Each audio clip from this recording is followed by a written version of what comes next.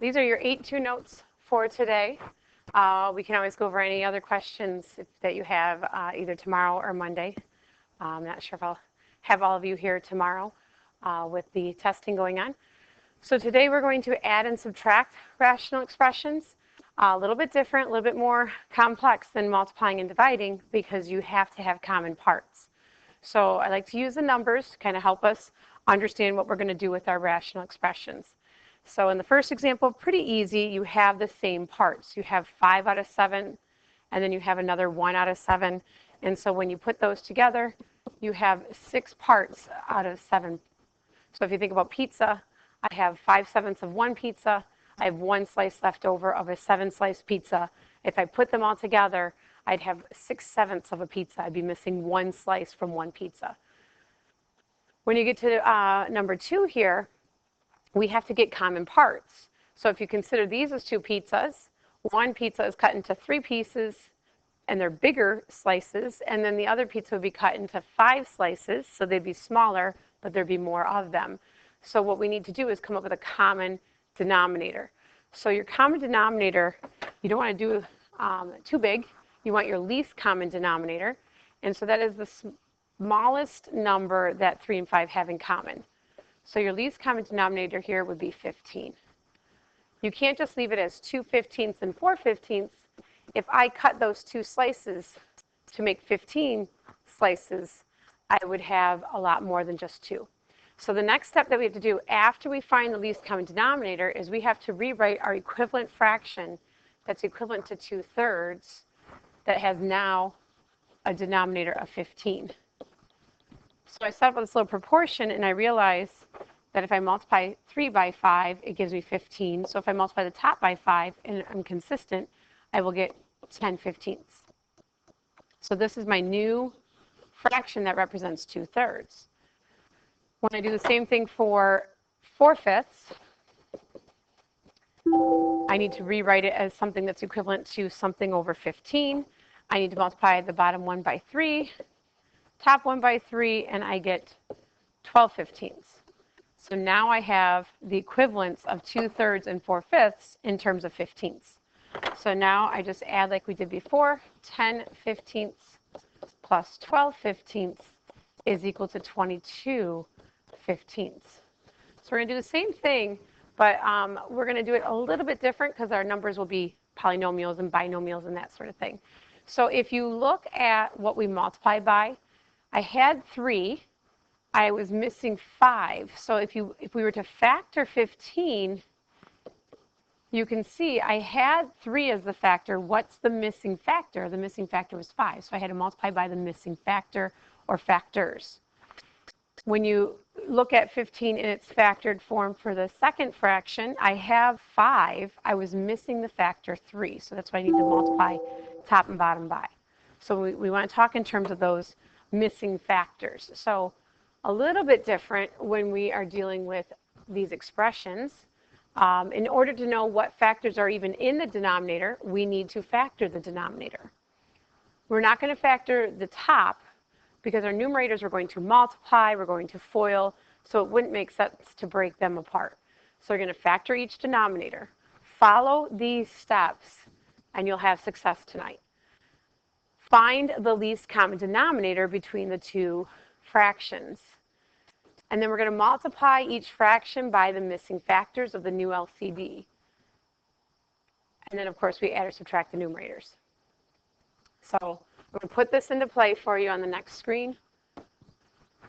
So the first one is those darn monomials. Sometimes the smaller terms create more problem than the bigger ones. You can't factor these. They're just monomials, so you just have to treat them a little differently. But if I have a 10a and a 5b, my least common denominator between those two, the smallest number that 5 and 10 go into is 10. I need an a for the a and I need a b for the b. Least common denominators are different than greatest common factors. We're not looking what goes into those two. I'm looking at what both of them can go into, a multiple of 10 and 5. So slightly different than when we were factoring. So if I look at 10ab, I mean, I could break that down into 2 times 5 times a, but I think you'll be all right. So this is my new denominator. So if you look at the old denominator here, what's missing? What's the missing factor? The missing factor is b. I have a 10a, I'm missing b. So I'm going to multiply by b, and I'm just going to write that answer down below. So 9 times b is 9b. I'm going to simplify some things and just write over LCD right now. And I'm going to do that so that you're not tempted to cross things off. And I'll just show you up here really quick. You don't have to write this down. But if I wrote 9b over the new denominator, you may be tempted from yesterday to cancel out those b's. And then you're back to what you were before. So you don't want to get into that little mix. It seems ridiculous that you would do that, but trust me, it happens. So to help alleviate that, we don't even write 10ab until the very end so that we don't undo what we just did by multiplying by b. The second fraction there, it needs to be, I'm missing a 2 to get 10. I have 5, but I don't have the 2. I have the b, but I need an a. So I'm going to multiply both top and bottom by 2a. Whatever you do to the bottom, we also do the top to keep it equivalent. And so I'm going to multiply all this together. Notice I took the sign with it. It's a subtraction. So a negative 4a times a 2a gives me negative 8a squared. I'm going to also put that over least common denominator. My next step is if I have common denominators the same, I just add or subtract the top. Well, I can't put these together anymore, but I can write them as one fraction. So the only thing we're going to do is just put the 9b and the negative 8a squared as one numerator. And now we can bring in 10ab. That's your final answer. You would look for more factoring to see if we could simplify, but that's as far as we can go.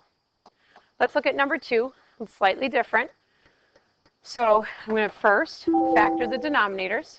So this becomes 2 times the quantity, y minus 5.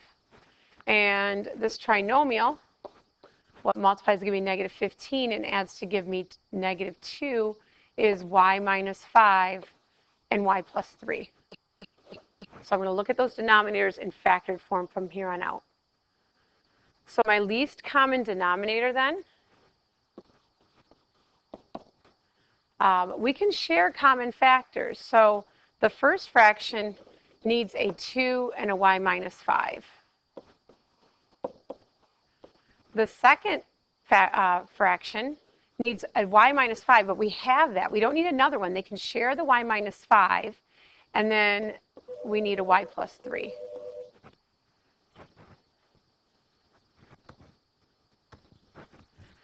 So when I look at my least common denominator here, and I can see what's missing, I see that we're missing, I have a 2, I have a y minus 5. This first fraction is missing a y plus 3.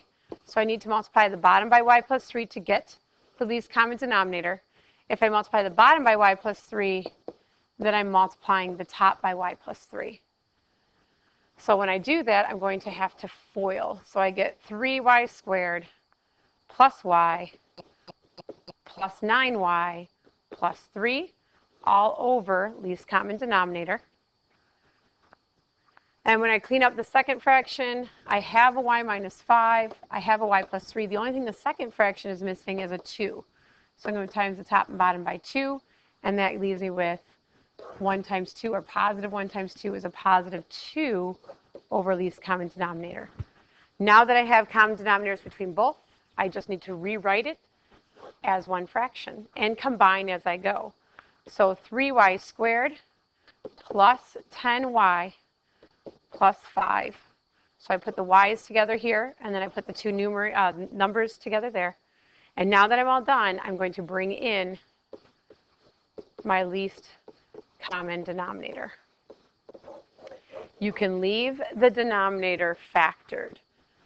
Leave your numerator put together. We're adding and subtracting fractions, so you add or subtract the numerator. All the work is done with the numerator, just like in regular numbers. And then the least common denominator just sits there. All right, let's try a couple more. So first thing we got to do is factor the denominators. I get x plus 3, x minus 3 for the first one. The second one is a GCF of 2 times the quantity x minus 3. Again, we can share factors. If you don't share factors, your denominator is going to get humongous, and you're not going to have the least common factor. You'll have a bigger common factor. It's sort of like if I have to get common factors or common denominators between 6 and 4, a lot of people want to say 24. But really, the least common denominator would be 12. And how do you get 12? Because they share their common factor. They share the 2 that they both have in common. So think of it that way. So we don't want to have too many if we don't need it. So the least common denominator here, this first fraction needs an x plus 3 and an x minus 3. The second one needs an x minus 3, but we have that. And then that one needs a 2, so I'm just going to throw a 2 out in front there. So now you look at your original fraction and you look at the new fraction denominator and you figure out what's missing. So I have the x plus 3, I have the x minus 3. All I'm missing is a 2. So if I multiplied the bottom by 2, I'd have to multiply the top by 2, and you actually distribute 2x plus 2 over least common denominator. Watch out for that subtraction sign. We got to make sure that we remember to subtract everything. So I'm going to put a big minus here, and then whatever I get, I'm going to put it in parentheses. So I know that everything inside the parentheses, I got to apply that negative to. The second fraction has a 2 and has an x minus 3. It's missing x plus 3. And so I need to FOIL this, and I get x squared plus 5x plus 3x gives me plus 8x, and then plus 15. I'm just combining as I go over least common denominator. So I can either distribute that negative right now and change everything. So I'll say 2x plus 2 minus x squared minus 8x minus 15 all over least common denominator. I'm not bringing in the denominator until I'm final. So I'm still cleaning up my numerator. So because I had to distribute that negative through, it's going to take me an extra step. And now I'm just going to put it in descending order. So I'm going to put the negative x squared out in front. That one's gone. The negative 8x and the positive 2x makes negative 6x minus 13 all over 2x plus 3, x minus 3. And that's your final answer. Technically, we should be looking to see what if there's a 2 inside this, what if there's an x plus 3 that lives inside that, or an x minus 3 that lives inside that. But I do know that that doesn't factor, because if we could, we would have to simplify like we did yesterday. We have to look. It'll happen every once in a while. If you stop looking, you'll get those wrong. All right, last problem. I just want to make sure you understand, kind of like yesterday when the denominators look really close to each other, but they're just opposites of each other, there's an easier way. And it's really important that you do the easier way, because if not, this gets to be a disaster. So really easy problem. Notice that you have an 8 and a 7, but they're opposites. So to make opposites equal to each other, if you factor out a negative 1 from one of them, I would suggest the second one. And I'll tell you why in a second. That will make this a positive 7. That will make a positive a. And now we have a common denominator. We don't have to find a common denominator. They are the same. But something changed. We have this negative 1 out in front. So what we can look at that as 2 plus a negative 5. And so really what it does, whatever operation you had before, since we were adding fractions, now we're just going to be subtracting the fractions. So we'll have 2 minus 5 over a plus 7, which is negative 3 over a plus 7. So much easier than trying to get a common denominator. So you factor out a negative 1, and that changes your operation. If that was a 2 minus 5, and we factored out a negative 1, then it would become 2 minus a negative, and it would turn the operation to addition. So if you factor out the negative 1, it just flip-flops what operation you're using. And then we got our lovely complex fractions. There are 2 different ways to solve these. I'm going to show you each one. I don't know if there's a better way or not. So method 1, simplify the numerator and denominator, then divide. So if you simplify the numerator, we're looking at this. Find a common denominator between the 2 of those. The nice thing about 1s here is that the common denominator is x. right? And so if my least common denominator is equal to x, this one is a 1, times it by x, times it by x, I end up with 2 over x minus x over x. I'm left with 2 minus x over x. That's my new numerator. If I simplify my denominator, I got to get a common denominator between y and x. My least common denominator is going to be x times y. This one's missing an x. And so my first fraction becomes x over xy. My second fraction is missing a y. And so it becomes a negative 3y over xy, which equals x minus 3y over xy. I know it's a lot. Now, between those two, we actually have a fraction bar between them. This one is my numerator, this is my denominator. You can go ahead and divide like we did yesterday. So when you divide fractions, 2 minus x over x times the reciprocal xy over x minus 3y.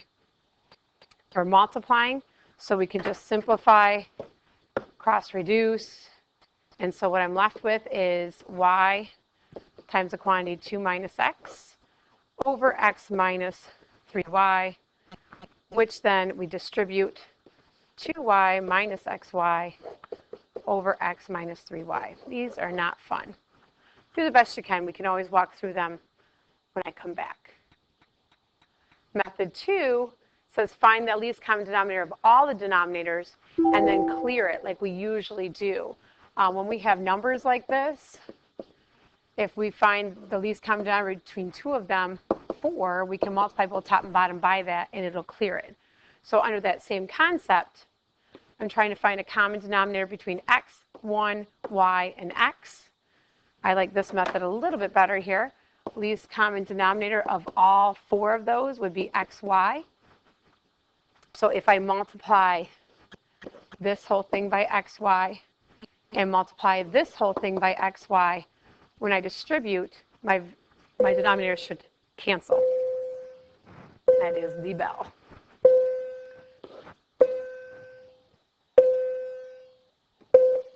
So you end up with 2 minus xy on top over x minus 3y on the bottom. And, oh, I forgot my y here, 2y minus xy. That's exactly what we got down below in green. Good luck. Here's your assignment.